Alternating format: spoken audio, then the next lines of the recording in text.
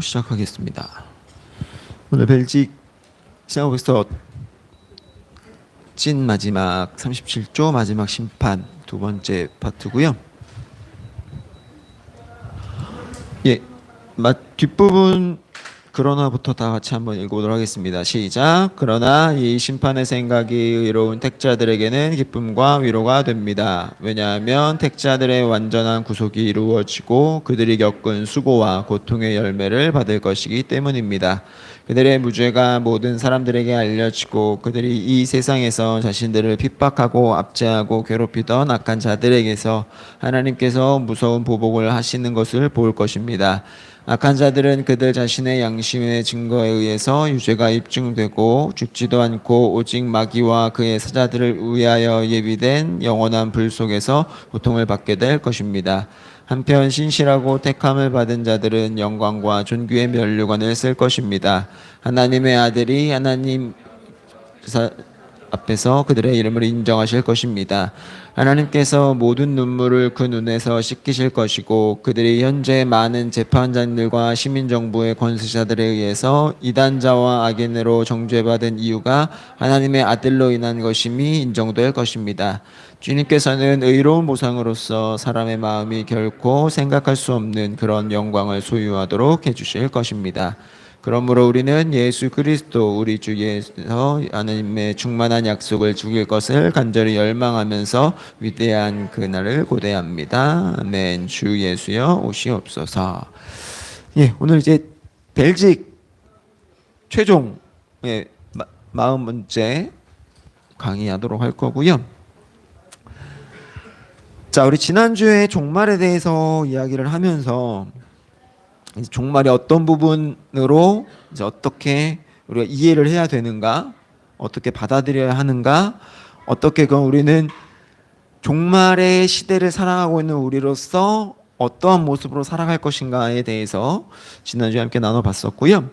오늘은 이제 종말이 좀 어떤 부분인지, 어떤 개념인지, 또 어떤 오해를 우리가 하고 있는지에 대해서 좀 함께 나눠서 한번 이야기를 한번 해보도록 하겠습니다. 결국 종말이라는 것은 목적이 뭘까요? 종말이 왜 올까요? 종말이 왜 오는 것 같으세요? 그쵸? 그러니까 우리가 지은 바 처음의 목적이 뭐였죠? 창조의 처음 목적이? 창조의 처음 목적이 뭐예요? 여러분들 벨직을 배우셨잖아요. 네. 창조의 처음 목적이 뭡니까? 우리의 하나님의 영광을 위해서, 그렇죠? 하나님께서 당신의 나라를 당신의 창조하시는 그 창조물들을 통하여 이루고자 하시는, 그렇죠? 하나님의 사랑이 드러나는 그 나라를 이루시고자 하시는 게 하나님의 창조의 목적이었잖아요. 종말도 마찬가지라는 거예요. 종말의 때를 통하여 뭘 하시는 거예요? 하나님께서는 당신의 나라를 완성하시겠다라는 거예요. 그런 차원에서 이해를 하셔야 되는데, 자, 근데 이제 우리가 이런 부분에서 간혹 이제 종말에 대해서 오해를 하는 경우가 있습니다. 그래서 이제 어떤 부분을 우리가 오해를 하느냐, 그러니까 그런 부분에 비춰봤을 때 우리가 어떤 오해를 하고 있고 우리는 어떻게 생각해야 되는지에 대해서 좀 간략하게 좀 살펴보면 좋겠는데요.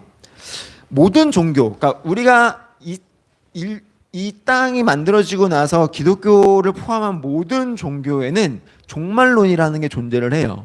물론 이제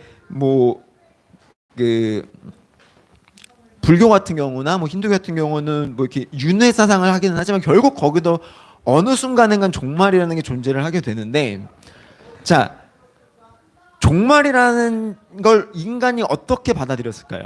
종말이라는 개념을 인간이 어떻게 종말이라는 개념을 생각할 수 있었을까를 좀 생각을 해봐야 돼요. 그러니까 종말은 인간이 어떻게 느끼게 됐을까요? 뭐 때문에? 종말이 있다라는 걸 인간이 어떻게 느꼈을까요? 종말이 오지도 않았는데. 뭐 때문에? 죽죠, 사람은. 네. 죽음이라는 게 있단 말이에요. 그러니까 죽음이라는 게 있다라는 걸 사람들이 인식하는 순간부터 종말이라는 개념을 사람들이 인식하기 시작했다라는 거예요. 그러니까 모든 인간은 죽음이라는 거에 대해서 설명받기를 원해요. 왜 죽었지? 어떻게 죽었지? 무엇 때문에 죽었지에 대해서 설명받기를 원하는 게 인간의 본성이란 말이에요. 거기에서부터 인간이 왜 죽었는지에 대한 설명이 있다라는 확신에서부터 종교가 출발하는 것이고, 그 종교가 설명하는 게 종말론이라는 거예요.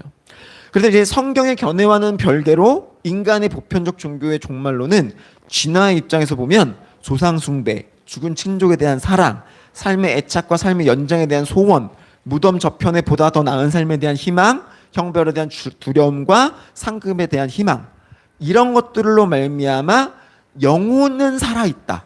그러니까 종말론이라는 게 결국은 종말 이후에 어떤 것이 있다라는 거에 대한 개념인데, 그러니까 결국은 우리가 영혼이 죽지 않고 어떤 다른 세계가 있다라는 것을 인식하는 데에서부터 이 종말론이 이제 인식되어져 왔다. 인류에게 생기게 되었다라는 거예요. 다만 이 믿음은 각 민족과 나라마다 큰 차이가 있었고, 영원 불멸에 대한 성경의 직접적인 언급은 없기 때문에 확정을 지을 수 없으나, 성경의 다양한 구절들, 뭐 고린도서 5장 1절이라든지 히브리서 12장 23절 등을 통해서 간접적으로나마 영원 불멸의 힌트를 얻을 수는 있어요. 그러니까 일반 종교가 생각하는 영원 불멸과 기독교가 이제 풍기는 영혼 불멸의 뉘앙스는 다르다라는 거예요. 그래서 어떻게 다르냐라고 했을 때, 성경에는 스올이라는 말이 있습니다. 이거를 지옥이라고 번역하는 건 좀 잘못됐고요. 그러니까 스올이라는 이 단어에 대해서 우리 좀 생각을 해볼 필요가 있는데, 성경에서 모든 영혼은 죽음을 통해 죽음의 나라, 그러니까 어떤 뭐라 그럴까요? 영적인 공간이라고 좀 이해를 하면 좋을 것 같은데, 이 스올 안에 들어가게 돼요. 그래서 이 단어의 어원은 확실하지 않은데, 다만 성경에 사용된 용례를 보면 가장 낮은, 그러니까 표현이 이제 바다와 땅보다 낮은 곳이라고 표현을 하거든요. 성경에서는 바다와 땅보다 낮은, 그러니까 가장 낮은 곳으로 자주 강조하는, 그러니까 신명기 32장 22절이나 시편 86편 13절이나 88편 6절 뭐 이런 곳에서 그런 용례로 자주 사용을 해요. 그래서 이런 점에서 스올은 무덤 또는 구덩이와 그러니까 땅, 우리가 보통 보는 지평선의 땅을 파고 들어간, 그러니까 우리가 눈으로 보여지는 땅보다 더 아래에 있다라는 개념으로 이 스올은 이해를 하시면 되는데, 그래서 스올에 대한 이런 개념은 살아있을 존재에 대한 입장에서 바라본 것. 그러니까 왜냐하면 뭐예요? 죽은 사람 뭐예요? 땅 밑에 있잖아요. 그렇죠? 그러니까 죽은 사람이 바라보는 게 아니라 누가 바라보는 거예요? 살아있는 사람이 바라보는 입장에서 살아있는 사람의 입장에서의 딱 미친 거예요. 그러니까 가장 낮은 곳이 되는 거죠. 그러니까 하나님의 은혜로서 우리에게 주어진 지상의 삶, 그러니까 물론 믿는 자와 믿지 않는 자 모두를 포함하는 거예요. 하나님께서 보편적으로 주신 일반 은총적인 은혜로서 주어진 그 지상의 삶에 대한 대조의 개념으로 이 수월이라는 개념이 있다라는 거예요. 그걸 이해를 하셔야 돼요. 그런 점에서 죽음으로 인한 수월을 내려간다라는 것이 뭐냐? 지상의 모든 관계가 단절되는 것. 네. 그리고 지상의 풍성한 삶에 대해 죽는 것. 그렇기 때문에 생명의 은혜가 존재하게 되지 않는 상태를 말하는 거예요. 그러니까 아까 이제 말씀드렸죠. 영혼 불멸이 자꾸만 우리가 오해를 해서 무언가 또 다른 세계를 이야기를 하는데, 그런 것이 아니라 기독교에서 성경에서 이야기하고자 하는 그 죽음이라는 것과 종말이라는 것과 스올이라는 것을 생각을 해봤을 때, 우리가 일반 은총적으로 얻어진 이 생명에 대해서 이제 그것에서부터 단절되어지는 것이 죽음이고 종말이라는 거예요. 그렇게 이해를 하셔야 돼요. 그런 방향으로 이제 이걸 이해를 하셔야 되고, 자, 그런 차원에서 정말 그 기독교가 이제 그 로마 카톨릭이 잘못 오해했었던 개념들, 이제 제3의 장소라고 해서 이걸 설명드릴 건데, 이제 그리스도의 재림이 속히 임하게 되지 않게 되면서 초기 기독교의 교부들 사이에선 스올의 개념에 대해 좀 깊은 고민을 했고, 스올의 헬라어 번역 중 이제 하데스라는 단어가 있는데, 이건 이제 지옥이라고도 표현을 해요. 근데 이것도 이제 지옥이라고 표현하면 좀 약간 이제 맞지 않을 수도 있는데, 그래서 이 하데스라는 단어가 의인과 죄인이 함께 들어가는 곳으로 정화시키는 불로 정화가 되는 장소로 여긴 거예요. 그러니까 이 기독교의 교부들이 이런 어떤 이론들을 계속 좀 생각을 하면서 하데스라는 곳을 정화시키는 곳으로 이해를 해버려요. 예. 근데 이게 어떤 부분으로 이제 잘못 변형이 되냐면 이런 견해를 스콜라식 견해를 발전시키게 되는데 이제 이걸 발전시켜서 어떤 개념으로 이해를 하냐면 세례나 속죄를 통해 거룩하게 하는 은혜를 받았으나 구원은 받았으나 가벼운 죄를 범하고 죄에 대해 죗값을 치르지 못한 자들은 충분히 깨끗하지 않기에. 자, 제가 저번에 세례에 대해서 말씀드리면서 여러분들 뭐라고 말씀드렸어요? 그 로마 카톨릭에서 그 성찬을 하는 이유가 뭐라 그랬어요? 구원을 받았어도 내가 죄를 지으면 그 죄가 나에게 있다라고 말씀을 드렸죠. 로마 카톨릭 그렇게 이해를 한다고, 우리가 그렇게 하는 게 아니라 로마 카톨릭 그렇게 이해를 한다고 말씀을 드렸어요. 이런 개념에서 나오는 거예요. 이런 개념에서. 그러니까 세례나 속죄를 통해서 거룩하게 구원을 받았는데 근데 죄를 지었고 가벼운 죄를 범했고 근데 그 죄를 살아있는 동안 해결을 못했어요. 그런데 죽었어. 그런 사람들이 충분히 깨끗하지 않다고 여겨져서 가는 곳이 어디다? 연옥이라는 거예요. 연옥 개념이 거기에서 나오는 거예요. 그래서 이 사람들을 위해서 뭐예요? 기도하고 공개를 하죠. 그래서 이제 면죄부라는 게 거기서 나오는 거예요. 그러니까 하나님과 직접 대면할 수 없기 때문에 하늘과 지옥 사이에 어느 한 장소에 이른다. 여기가 연옥이라고 하는 거거든요. 카톨릭에서 이야기하는 그런 개념으로 발전하게 되는 거예요. 근데 이제 종교개혁자들은 이런 부분에서 반대를 하죠. 연옥은 그리스도의 공로를 제한한다. 자, 우리가 오늘 설교 시간에 뭐 배웠어요? 구원은 오직 하나님의 은혜다. 거기에 무언가 나의 무슨 선택과 나의 어떤 의의가 들어가게 되면 그거는 하나님의 은혜가 아니게 된다라고 우리가 배웠죠. 그 이야기예요. 연옥이라는 개념이 생기고 나서부터 뭐가 발생하냐면 내가 하나님께 어떤 헌신을 하고 하나님께 헌금을 하면 죽은 자, 깨끗하지 못한 상태에선 죽은 자가 하나님께로 올라갈 수 있다는 개념이 발생하는 거예요. 그럼 어떻게 되는 거예요? 구원이라는 게 온전히 하나님의 은혜만이 아니라 나의 어떠함, 내가 하나님께 무언가를 드리고 내가 하나님께 헌금하고 내가 하나님께 노력해서 내가 죽은 자를 위하여 무언가를 할 수 있다라는 개념이 생기는 거예요. 그럼 그건 나에게도 적용이 되는 거죠. 그렇죠? 살아있는 나에게도. 그러니까 예수 그리스도의 공로를 제한하게 되어버리기 때문에 이신칭의 원리를 바탕으로 이를 반박하고 연옥의 개념을 성경에서 배제해버리고 천국과 지옥 외에 죽은 자가 도달하는 곳, 즉 중간 상태라는 건 사실상 있는지 없는지는 알 수 없어요. 뭐 그건 저도 확답을 드릴 수는 없지만 거기에 대해서 지나치게 호기심을 갖는 것에 대해서 경계를 한단 말이에요. 칼빈도 부인하진 않았어요. 있는지 없는지 몰라요. 근데 우리가 굳이 그곳에 대해서 하나님과, 그러니까 천국과 지옥 사이에 어떤 곳이 있다라는 거에 대해서 굳이 알려고 할 필요는 없다라는 거예요. 우리는 그냥 성경이 이야기하고 있는 바에 대해서만 받아들이고 이해를 하면 된다라는 겁니다. 자, 이제 그런 부분에 있어서 이제 결국은 중요한 게 뭐예요? 종말에 있어서 연옥을 가냐 마냐가 중요한 게 아니잖아요. 그렇죠? 종말에서 가장 중요한 게 뭡니까? 하나님 나라에 완성되려면 누가 오셔야 돼요? 예수님이 다시 오셔야 된다는 거예요. 그래서 이 그리스도의 재림에 대해서 우리가 좀 생각을 해볼 텐데 결국 그리스도의 재림은 뭐예요? 하나님이 이 땅 가운데 오신 거란 말이에요. 그렇죠? 자, 성경 전체를 관통하는 핵심. 자, 제가 처음에도 말씀을 드렸지만 성경 전체를 관통하는 핵심적인 주제가 뭐예요? 하나님 나라의 완성이란 말이에요. 기독교 신앙에 가진 다른 종교는 볼 수 없는 형식이 바로 이 하나님 나라를 완성하시기 위해서 하나님이 직접 찾아오신다라는 개념인 거예요. 자, 창조도 누가 했어요? 하나님이 하셨죠. 그렇죠? 구약에서 당신의 나라를 완성하시기 위해 이스라엘을 부르신 게 누구예요? 하나님이시란 말이에요. 아브라함이 찾아갔어요? 아니죠. 하나님은 아브라함이 찾아가셨단 말이에요. 그러니까 하나님께서 직접 찾아가시는 개념이라는 거예요. 그리고 신약에서는 그게 어떻게 나타나는 거예요?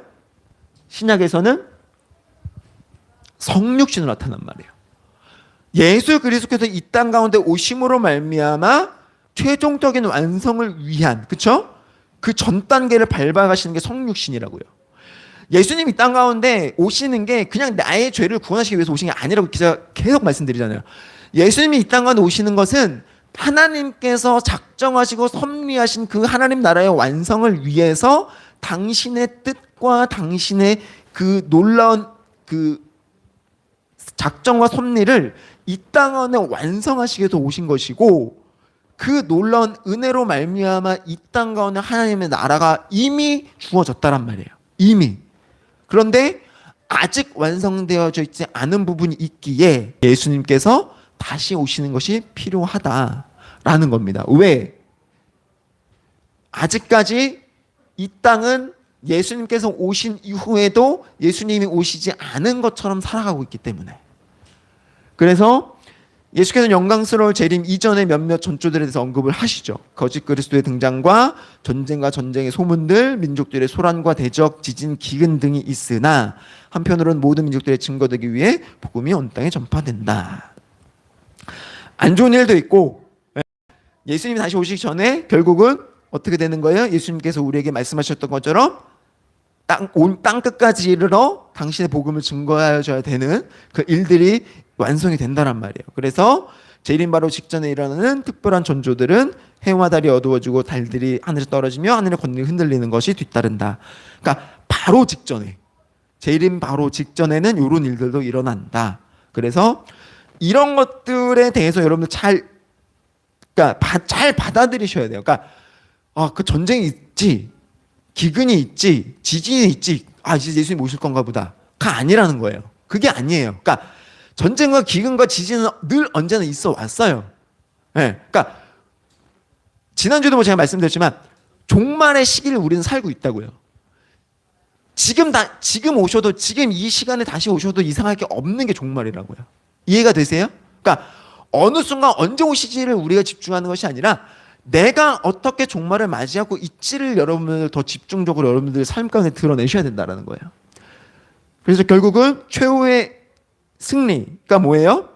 성육신의 중요한 사명 중 하나가 사탄의 세력을 무너뜨리는 것이고, 사도 바울은 이것을 예수님의 죽음과 부활에서 완성되었다고 이야기를 해요. 무슨 말이에요?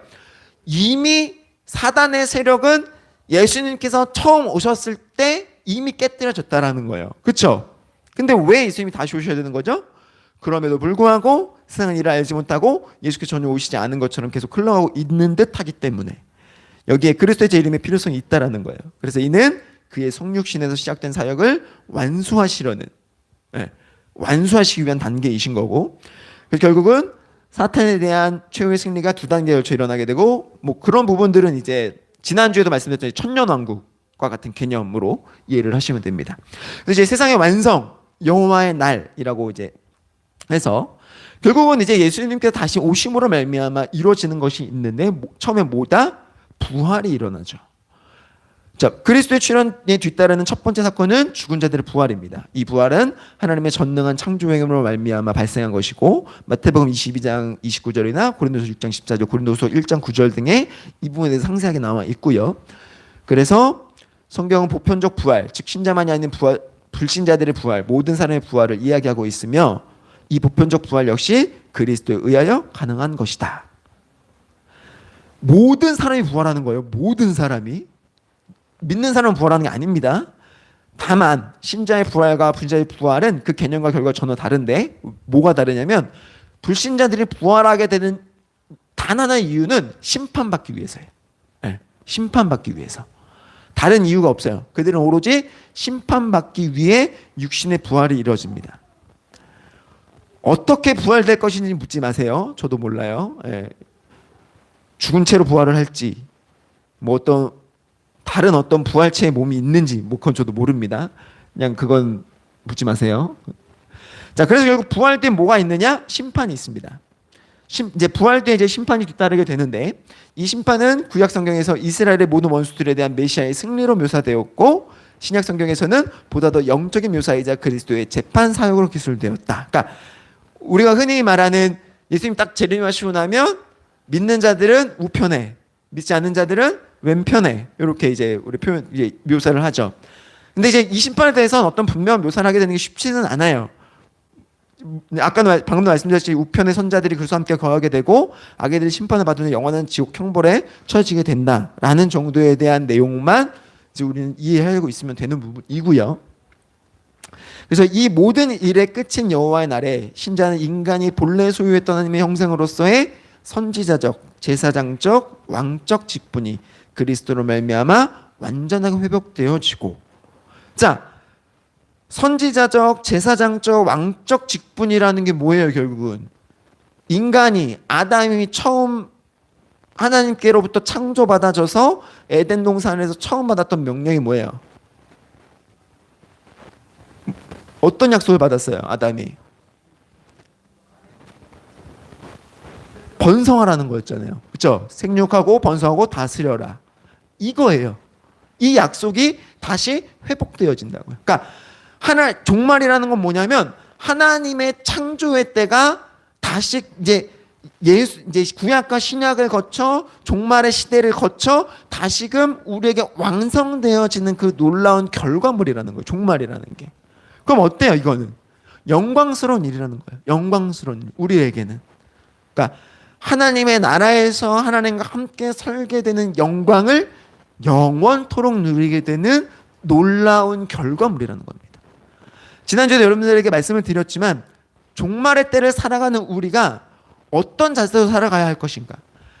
왕 같은 사람, 하나님께서 하나님을 대신하는 왕 같은 존재로 하나님 앞에 다른 이들을 대신하여 고할 수 있는 제사장적인 존재로 하나님의 말씀을 이 땅 가운데 드러내며 하나님이 어떠한 분이신지를 선포하는 선지자적인 모습으로 여러분들이 그런 모습으로 살아가셔야 한다는 거예요.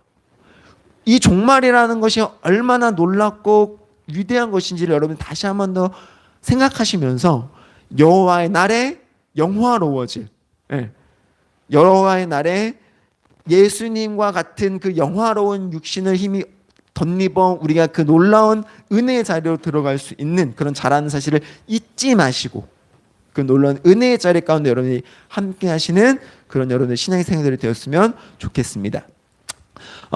이제 오늘로 벨리신앙 고백서는 마무리 지어졌고요. 아직